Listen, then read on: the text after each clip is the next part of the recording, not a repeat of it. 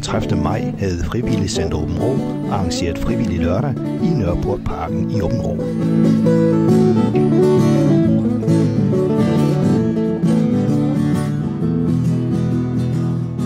Velkommen til en formiddag i fællesskabets, i engagementets og i medmenneskeligheds tegn.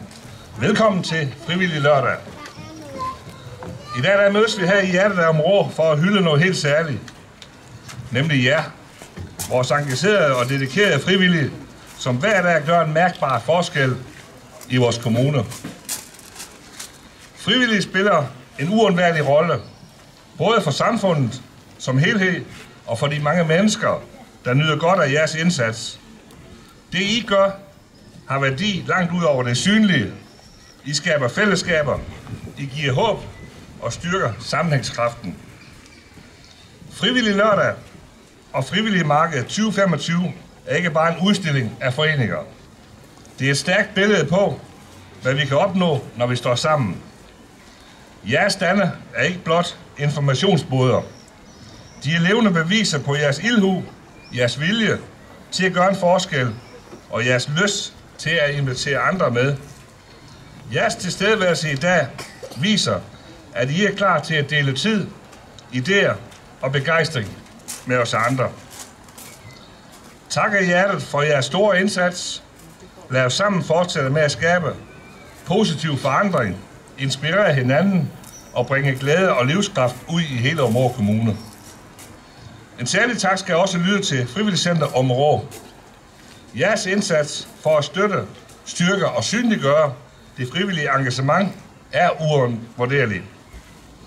I skaber rammerne, der gør det nemt at træde ind i fællesskabet og være med. Og det betyder alverden for vores foreningsliv. Med disse ord erklærer jeg Frivillig Marked 2025 for åben. Og nu vil jeg give ordet videre til formanden for Social- og Seniorudvalget, Michael Christensen. Tak for invitationen til at komme og tale her. Jeg er glad for at se så mange boder og så mange mennesker, der er mødt op. De frivillige foreninger udfører et meget vigtigt arbejde. Derfor er det dejligt at se så mange frivillige samlet her. Og så mange, der bakker op om Frivillig Marked 25. Tak til Frivillig Center Aabenraa for at tage dette initiativ og for at være tovholder på det. Den frivillige indsats er meget vigtig, både for samfundet som helhed og for de mange mennesker, der nyder godt af den frivillige indsats. Jeres indsats giver meningsfulde fællesskaber. Jeres indsats er vigtig for rigtig mange mennesker. Det giver indhold og mening i livet, også for de frivillige selv. Frivillig Lørdag og Frivillig Marked 25 er et stærkt bevis på, hvad vi kan udrette i fællesskab, når vi står sammen. Derfor støtter Aabenraa Kommune også meget gerne frivillige aktiviteter og frivillige foreninger. Social- og Seniorudvalget støtter de frivillige sociale foreninger og arrangementer, der fremmer frivillighed. Social- og Seniorudvalget uddeler hver år ca. 1 million kroner i støtte til foreninger og organisationer, der udfører frivillig socialt arbejde. Social- og Seniorudvalget har i første ansøgningsrunde for 25 modtaget 37 ansøgninger for 35 foreninger og uddelt ca. 600.000 kroner i støtte. Det er penge, der er givet rigtig godt ud. Vi får rigtig meget aktivitet, glæde og fællesskab for pengene. I mange foreninger er det særligt vanskeligt at få besat opgaven som kasser. I 2025 viste en undersøgelse udført af Frivilligcentret, at 37 foreninger var interesseret i regnskabshjælp. Derfor er jeg glad for, at Frivilligcentret nu kan tilbyde de mest trængende foreninger gratis kasserassistance. Foreløbig i en 2-årig projektperiode støttet økonomisk af Social- og Seniorudvalget. Senere på året vil vi også uddele Social- og Seniorudvalgets frivillighedspris 25. Her vil vi belønne en ekstraordinær frivillig indsats for at vise, at vi sætter rigtig stor pris på det frivillige arbejde og gerne vil belønne det gode arbejde. Jeg håber, det bliver en rigtig god dag i dag med mange gode snakke, mange frivillige, også meget gerne nye frivillige, samt selvfølgelig sparring og hygge i dette dejlige sted. Rigtig god dag til alle, og mange tak for ordet.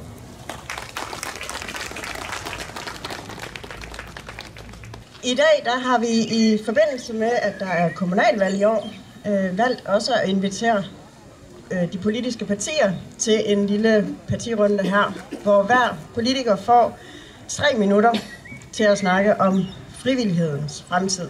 De har alle sammen fået en opgave fra os, som består af 2 spørgsmål, vi gerne vil have, at de skal svare på. Spørgsmål nummer 1 er, skal der være en kommunal frivillighedspolitik i Aabenraa Kommune? Ja eller nej? Og hvorfor ikke? Spørgsmål nummer 2. Hvilken rolle skal det frivillige sociale arbejde spille i relation til kommunal velfærdsproduktion? Og hvordan vil I sikre gode rammer for dette arbejde? Når de 2 spørgsmål er besvaret, så kan politikerne jo frit herefter bruge de resterende minutter eller sekunder. Jeg vil da opfordre til, at man holder sig inden for emnet frivillighed. Politikerne får kun 3 minutter hver, så efter 2 minutter, der laver jeg lige et lille håndtegn, så man ved, at der kun er 30 sekunder tilbage. Jamen, tusind tak. Det var 3 minutter til begge spørgsmål, eller 3 minutter per spørgsmål. Okay, det skulle jeg vist inden til. Nej, det giver nok. Jamen, tusind tak. Lige kort til mig selv, Henrik Rasmussen. Frivillig arbejde gør jeg i min hjemstavn, hvor jeg kommer fra, ude for Rens. Der er formand for det lokalråd, så er jeg medlem i bestyrelsen for Rens Ringeriforening. Og så er hovedorganisator for vores grænseoverskridende musikfestival, som hedder Danger Festival, som løber af stablen næste lørdag, hvor vi har både danske og tyske kunstnere. Det er fri entré. Det er ikke så langt fra Aabenraa til Rens. I er hjertelig velkommen. Og sidst men ikke mindst, så sidder jeg i et udvalg, som planlægger at gennemføre af Faustball Europameisterschaft i Thyne for her i 2026. Nok om mere. Vi har 2 spørgsmål. Det første er, skal det være en frivillighedspolitik i Aabenraa Kommune? Ja, det skal det. Vi har i Slesvig Parti frembragt 4 initiativer, som skal fremme det frivillige arbejde, som vi ønsker at implementere. Og det første er, at frivillighed det skal have skoleskema, så børn tidligt bliver introduceret til foreningsliv gennem en frivillighedspraktik, som skal styrke deres ansvarsfølelse og demokratisk dannelse. Nummer 2. Et sønderjysk frivillighedsakademi skal danne ramme for opkvalificering, erfaringsudveksling og nytænkende samarbejder, der motiverer endnu flere til at bidrage aktivt. Nummer 3. Vi ønsker en fælles frivillighedsvision for de sønderjyske kommuner, som skal samle kræfter på tværs af kommuner med målet om at blive europæisk frivillighedshovedstad inden 2035. Nummer 4. Vi vil opfordre kommuner og virksomheder til at give op til 5 lønnede fridage til medarbejdere, der engagerer sig frivilligt til gavn for både civilsamfund og rekruttering. Og sidst men ikke mindst, så er jeg selv kommet med et forslag for et tid siden, at vi skal indføre et frivillighedskort. At frivillighedskort, det skal give de frivillige en økonomisk fordel ved indkøb i detailbutikker i Aabenraa Kommune. Og den måde kan vi både styrke detailhandel, og vi kan forhåbentlig fremme de frivillige til at lave mere arbejde. Hvordan det frivillighedskort, det skal, til hvem det er, og hvordan det skal udvikles eller udrulles, det skal vi så afklare til den tid. Vi mangler lige nogle positive signaler fra detailhandel, men den tid, den sover. Hvor langt er vi? Okay. Hvilken rolle skal de frivillige sociale arbejde spille i relation til kommunal velfærdsproduktion, og hvordan vil I sikre de gode rammer? Først og fremmest så er det vigtigt at understrege, at det frivillige sociale arbejde ikke skal erstatte den offentlige velfærd, men spille en supplerende rolle. Det frivillige sociale arbejde skal anvendes der, hvor det offentlige måske kommer til kort og bidrager med at styrke menneskenære løsninger, såsom for eksempel besøgsvenner. Som kommune skal vi sørge for gode fysiske rammer og adgang til mødelokale, kulturhus, skole med mere, som kan være afgørende. Det er nogle persongrupper, som kan være ekstra udfordret, når vi tænker ensomhed. Og der er det, og det er specielt personer, okay, så tager vi det. Godt.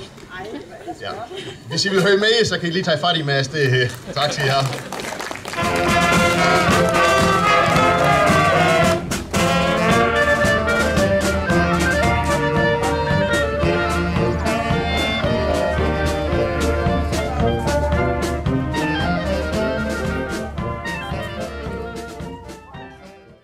Det som Malene hun sagde, jeg behøver jo så ikke at præsentere mig selv, men alligevel det hun ikke sagde, det var, at jeg selvfølgelig stiller op til det her valg. Og det gør jeg ikke kun som kandidat, det gør jeg som spidskandidat. Så har jeg lige fået det med op. Tusind tak for invitationen til det her super arrangement, hvor der sættes fokus på frivillighed.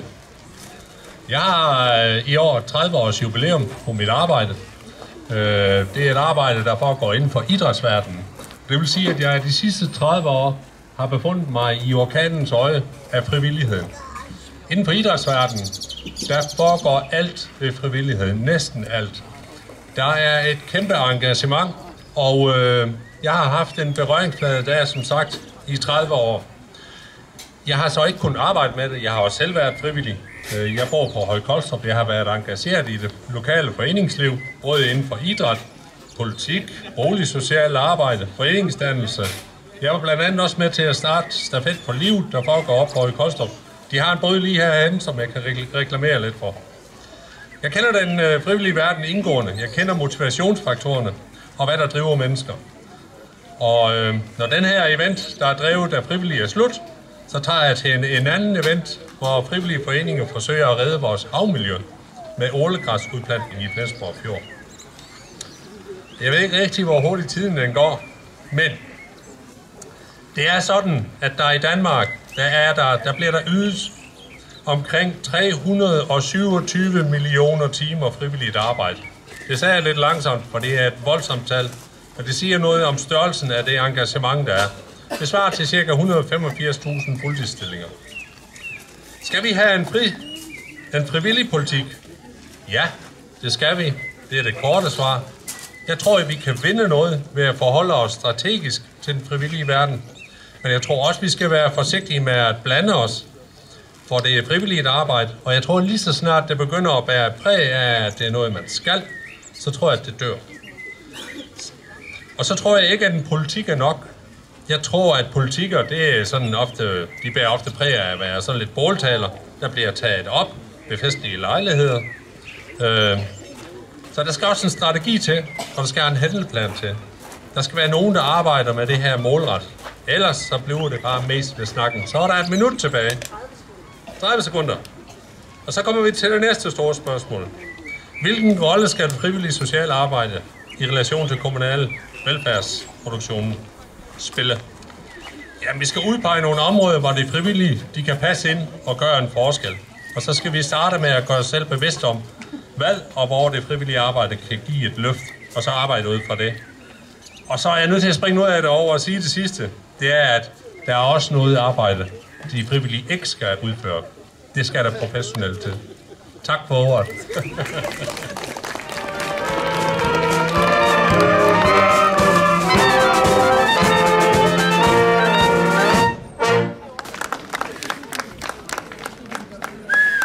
Kære alle sammen, og særligt jer, der i dag viser flaget for frivilligheden i vores kommune.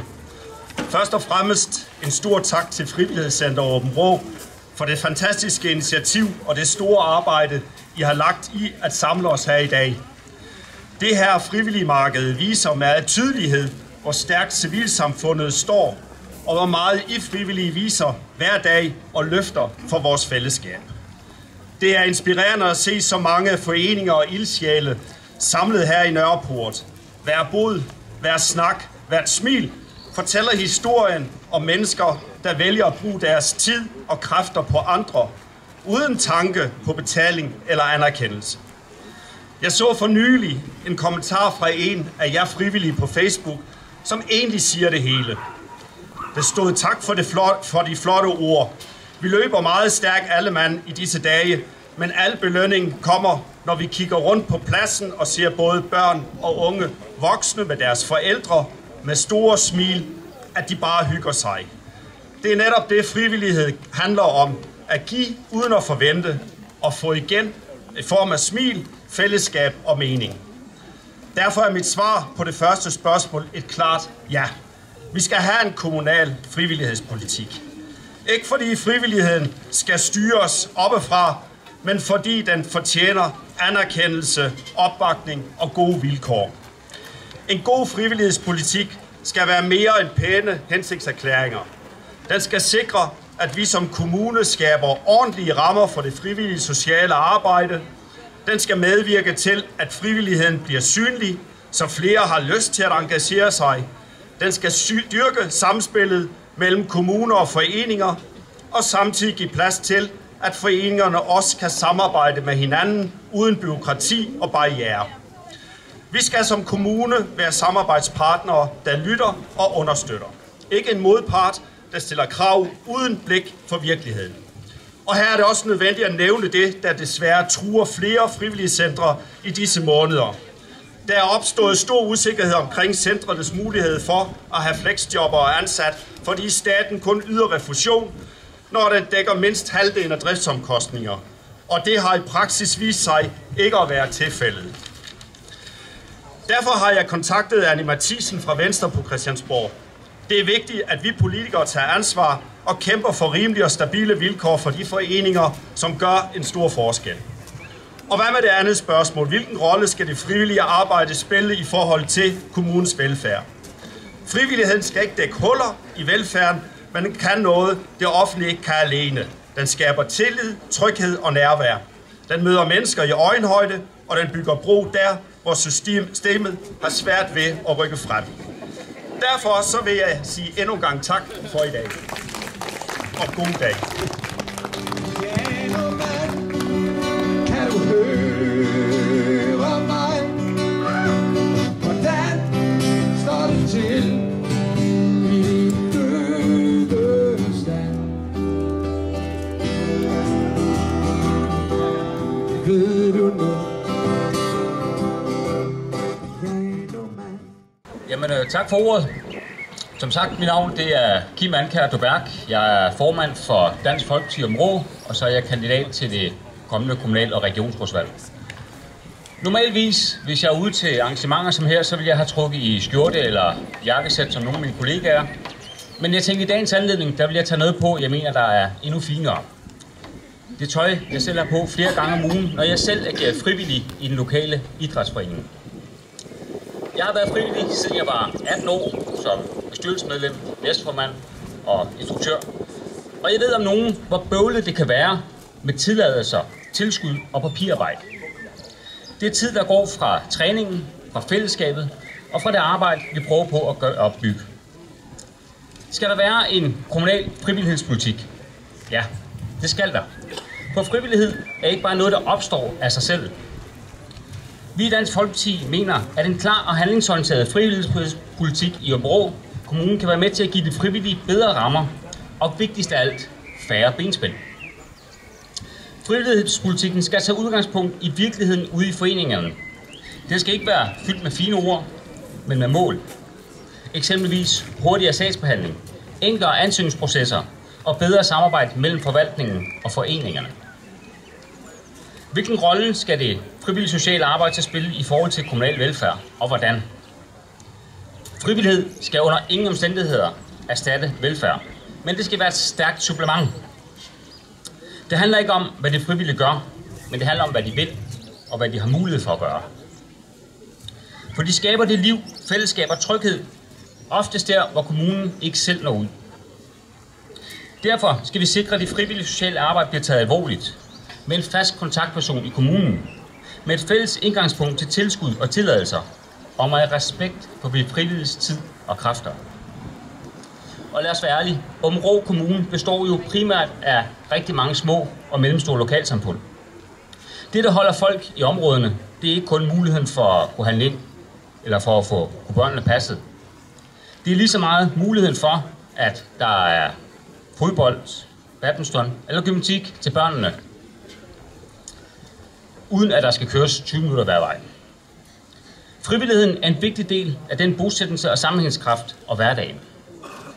Så ja, det skal være lettere at være frivillig i Aabenraa Kommune. Ikke bare fordi det er en god idé, men fordi vi har brug for det som menneske og som samfund. Så afslutningsvis til alle jer frivillige derude, tusind tak for den indsats, I gør i dag, og tak for ordet.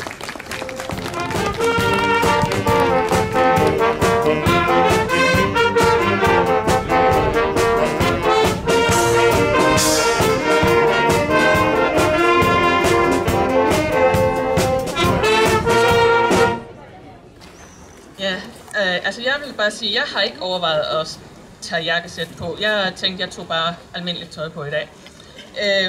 Men først og fremmest rigtig mange tak, fordi jeg måtte komme. Tak, fordi jeg måtte sige noget her i dag. Og endnu mere tak til alle jer frivillige, som gør et kæmpe arbejde. Det er fantastisk, alt hvad der sker rundt omkring. Tak for jeres tid, tak for jeres indsats. Uden jer, så vil lokalsamfundet mangle en rigtig, rigtig vigtig ting, nemlig sammenhængskraft. For mig handler frivillighed om noget grundlæggende. At mennesker villigt og frit gør en indsats, vælger at bruge deres tid og kræfter, viden, omsorg på noget, de tror på. Det kan udmønte sig i rigtig mange forskellige ting. Og der er ikke noget, der er bedre end andet, for det hele gør noget godt. Det fortjener respekt og anerkendelse. Det er ikke alt det, der er værdifuldt, som kan måles i kroner og øre. Derfor mener jeg også, at vi i Aabenraa Kommune skal have en frivillighedspolitik. Det skal ikke være en politik, som styrer eller kontrollerer. Tværtimod, det skal være en politik, der bakker op med respekt. Respekt for, at frivillighed trives bedst i frihed. Vi skal sikre gode rammer, adgang til lokaler, let adgang til information og støtte, ikke mindst en tydelig anerkendelse af det ansvar, I også tager på jer. Det skal være trygt at være frivillig. Det skal være trygt både organisatorisk, at man har de lokaler, man skal bruge, men også menneskeligt, at man bliver set og mødt med det arbejde, man gør. Og så skal vi også være ærlige om at turde se på, hvad frivillighed ikke er. Det er ikke gratis arbejdskraft, og det er ikke en erstatning for kommunens velfærdsopgaver og kerneopgaver. Men det frivillige arbejde kan noget, som kommunen ikke kan. Det kan skabe relationer, det kan møde mennesker på en helt anden måde. I frivillige kan nå ud til de steder, hvor systemet kommer til kort. For I er ikke bundet af visitationer, regler og paragrafer, og vi skal ikke skabe nogen, der binder jer. Derfor mener vi i Kristendemokraterne, at frivillig arbejde skal være en fast og respekteret del af velfærdssamfundet. Ikke som afløser, men som medspiller. Kommunen skal være det samme, en medspiller. Vi skal spørge, hvordan kan vi hjælpe jer, og hvad har I brug for? Tak for ordet. Tak til Esther. Så har vi de næste i rækken, som er Danmarksdemokraterne.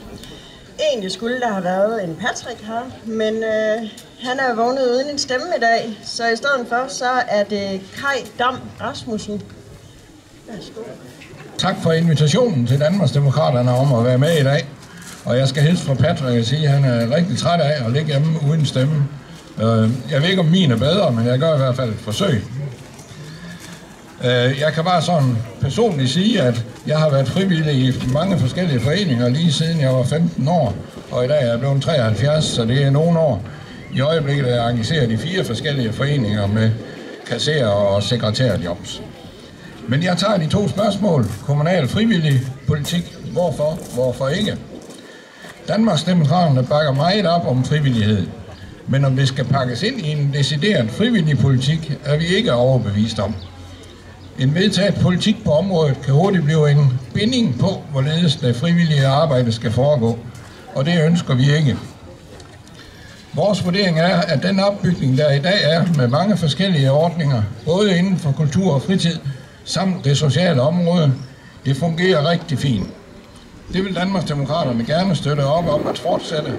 Måske skal der flere midler til nogle af ordningerne. Også puljerne, der søges af lokalråd med flere, synes vi er en succes, som meget gerne skal fortsætte. Det giver et godt incitament til, at der sker noget positivt i de enkelte landsby og bysamfund. Og så er det næste spørgsmål. Hvilken rolle skal det frivillige sociale arbejde spille i relation til kommunal velfærdsproduktion? Allerede i dag er der gode ordninger med samarbejde og kommunale tilskud mellem kommunen og de frivillige foreninger og organisationer. Også for Danmarksdemokraterne, der bakker helt klart op omkring dette arbejde, og måske kan det udbygges og videreudvikles på flere områder. Specielt på det sociale område skal der tages de nødvendige hensyn til, hvorledes frivillige kan støtte op om hjælp og støtte. De frivillige må jo ikke lave arbejde, som er forbeholdt personalet. Hvor det er muligt, er Danmarksdemokraterne helt indstillet på, at det frivillige supplement er super vigtigt og er til stor hjælp for det faste personale. Et eksempel kan være frivillige chauffører, der tager plejehjemsbeboere med på udflugt. Det er jo et fantastisk supplement til dagligdagen på et plejehjem. Derfor skal der for Danmarksdemokraterne være fuld opbakning til en fortsat og gerne en udbygget støtte til de mange frivillige, eller skal vi sige ildsjæle, der er klar til at sikre aktiviteter og oplevelser rundt i hele kommunen.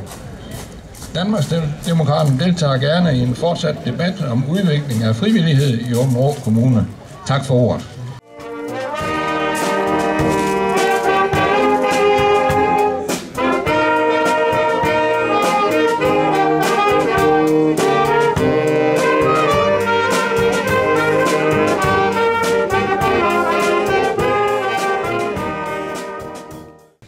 Tak for invitationen til at komme her og sige noget om SF's politik på frivillighedsområdet. Den frivillige indsats er meget vigtig, både for samfundet som helhed og for de mange mennesker, der nyder godt af den frivillige indsats. SF vil arbejde for at fremme frivillighed, fordi frivillige løser mange meget vigtige velfærdsopgaver, og det med et stærkt og inkluderende menneskesyn, der fremmer fællesskab og modvirker ensomhed. SF vil arbejde for at sikre, at de mange frivilliges arbejde i de frivillige foreninger sker som et supplement til de offentlige tilbud, så det bliver en udvidelse af kapaciteten og mulighederne, og så det ikke kommer til at udhule de offentlige tilbud. Skal der være en kommunal frivillighedspolitik? Ja, det må der gerne være. De frivillige foreninger skaber givende fællesskaber, både for brugerne, de frivillige og andre, der arbejder i foreningerne. De frivillige foreninger mobiliserer et stort antal frivillige, som indgår i arbejdet. SF vil arbejde for at sikre, at inddragelse af frivillige foreninger medvirker til at styrke solidariteten mellem borgerne ved at skabe stærke fællesskaber og gode muligheder for at indgå som frivillige. Og SF vil også arbejde for, at byrådet fortsat understøtter alle frivillige foreninger. Men der skal altså også penge til, ellers så bliver det bare en politik på papir. Paragraf 18-midlerne, de frivillige sociale foreninger, får ca. 1 million om året. Derudover giver vi også penge til f.eks. Den Blå Oase, Aabenraa Selvhjælp og Parasport Aabenraa. SF vil arbejde for flere penge, hvis det bliver nødvendigt. Vi får rigtig meget godt arbejde for de her penge. Vi har også en pulje, der hedder paragraf 79. Det er aktiviteter for ældre. Her er 1,5 million i puljen. SF har sidste år fået beløbet sat op med 0,5 million. Og her vil SF også arbejde for flere penge, hvis det bliver nødvendigt. Der bliver jo flere ældre i vores kommune, og heldigvis for det. Vi får rigtig meget for alle disse penge. Jeg bladrer lige. Og selvfølgelig hvilken rolle skal de frivillige have? De frivillige foreninger skal ikke erstatte de offentlige tilbud, og det skal ikke løse det pres, der er på de offentlige tilbud. Det kan og skal ikke afhjælpe personalemangel i det offentlige. Men de frivillige foreninger kan skabe flere og anderledes ressourcer til vores velfærdsopgaver. De skal udvide de samlede muligheder og gøre det muligt at mobilisere personer og kompetencer i kommunen til opgaver, som det kommunale system og de ansatte faglige personale har svært ved at løfte. De frivillige foreninger skal ikke standardiseres eller ensrette. De skal have økonomi til såvel konkrete opgaver som til den nødvendige organisatoriske struktur. Det skal nemlig sætte borgerne i centrum og stå for demokratisering, fællesskab, humanisme og rummelighed. Og så tror jeg snart, jeg får det røde kort. Det er jeg faktisk set frem til. Faktisk rigtig gerne have det røde kort. Det er noget, vi går ind for her i SF. Så tak for ordet.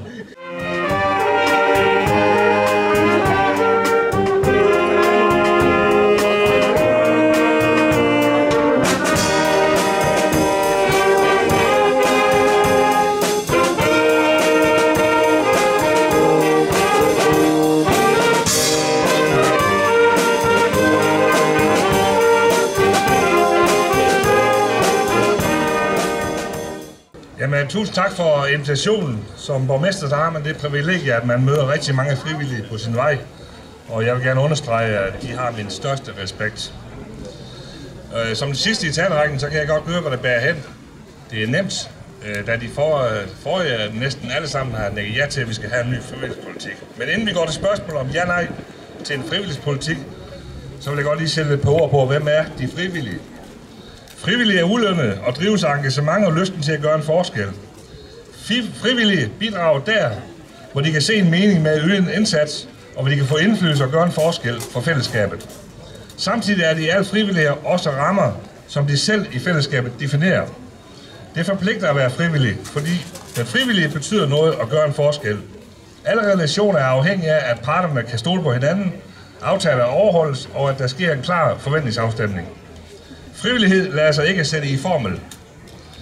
Når vi samarbejder med frivillige, bliver opgaven løst på en anden måde og med en anden tilgang, og det kan give en anderledes og måske en bedre løsning til gavn for vores borgere.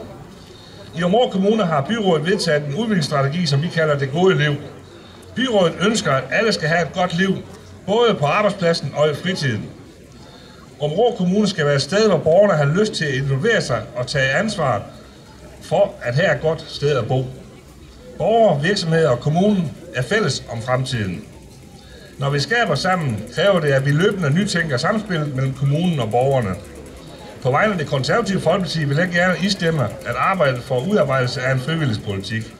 Vi tænker, at det overordnede mål må være, at det skal være let at være frivillig, uden at definere, hvad de frivillige skal, for det gør de frivillige selv. Der er vi enige med Danmarksdemokraterne. En frivillighedspolitik kan have fokus på rådgivning, kommunikation samt smidig adgang til lokaler og bygninger og til økonomisk støtte, så de frivillige kan fokusere på deres interesser og indsatser.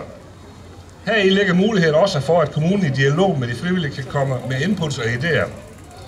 Fællesskaber opstår, når mennesker mødes. Med frivillighedspolitikken ser vi muligheden for at styrke, synliggøre og skabe frivillige indsatser og frivillige arbejde overalt i Aabenraa Kommune. Vi tænker, at frivillighedspolitikken naturligvis skal bindes op på muligheden for at søge tilskudsmidler.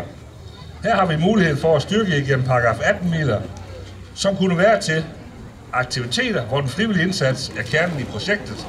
Aktiviteter, der medinddrager brugerne i et bredt omfang. Aktiviteter, der bidrager til at styrke det sociale netværk. Aktiviteter, der gennem støtte og rådgivende sigter imod at forebygge problemer for ensomme, socialt vanskelige stillede borgere med henblik på en større indhold. Vigtigst for os er, at frivillighedspolitikken udarbejdes i samarbejde med alle de frivillige foreninger. Og lad os så komme i gang. Tak for ordet. Så havde alle partierne besvaret de 2 stillede spørgsmål om frivillighedspolitik i Aabenraa Kommune. Tak til jer. Og lige en fælles tak til alle 8 politikere, som har været heroppe og tale nu her. Det var super godt at høre. Dejligt at høre, at I alle sammen har en holdning til frivillighedspolitik her i Aabenraa. Så vil jeg lige afslutningsvis opfordre ikke kun politikerne, men alle sammen til at tage en runde rundt, eller 2 eller 3, og få hils på alle de frivillige, der står rundt omkring med alle boderne her. Tak. Vi starter i København på Dronning Louises Bro med en sang, der er skrevet af Kim Larsen, og den går sådan her.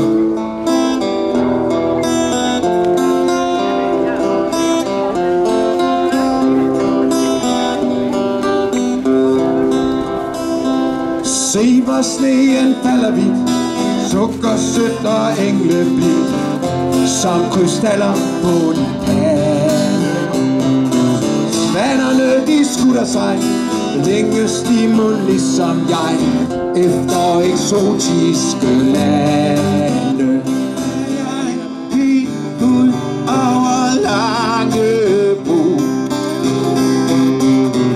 en tidlig mandag morgen, så jeg en, der stod og græd. Hvis du tager gang med mig. Goddag, goddag. Goddag. Hvad er det reklame for? Det er, jamen jeg ved godt, jeg ved ikke, kalder vi det reklame? Nej, en information. Informationskampagne. Det synes jeg er noget lidt andet. Det er en information om Så Optimister i Aabenraa, som er en verdensomspændende organisation af kvinder, der arbejder for andre kvinder og for piger, og med fokus på deres vilkår. Forbedre deres vilkår. Forbedre deres vilkår, ja. Gennem uddannelse, sundhed, så vi laver nogle projekter. All my bags are packed, I'm ready to go. I'm standing here outside the door. I hate to wake you up to say goodbye, but the dawn is breaking, it's early morn. The taxi's waiting, he's blowing his horn. Already I've so long, some kind of try. So kiss me and smile for me. Tell me that you will wait for me. Hold me like you will never let me go. 'Cause I'm leaving on a jet plane. Don't know when I'll be back again. Oh babe, I hate to go. I'm leaving on a jet plane. I don't know when I'll be back again. Oh babe, I hate to go.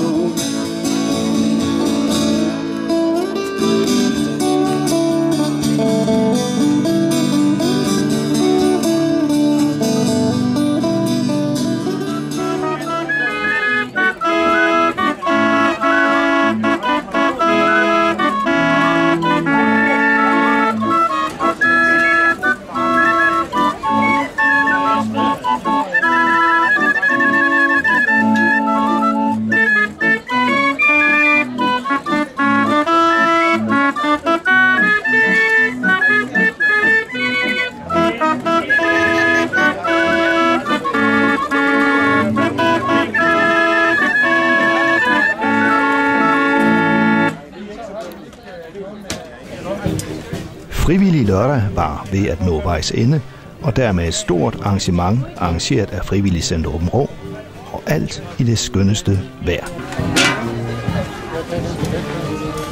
Ja.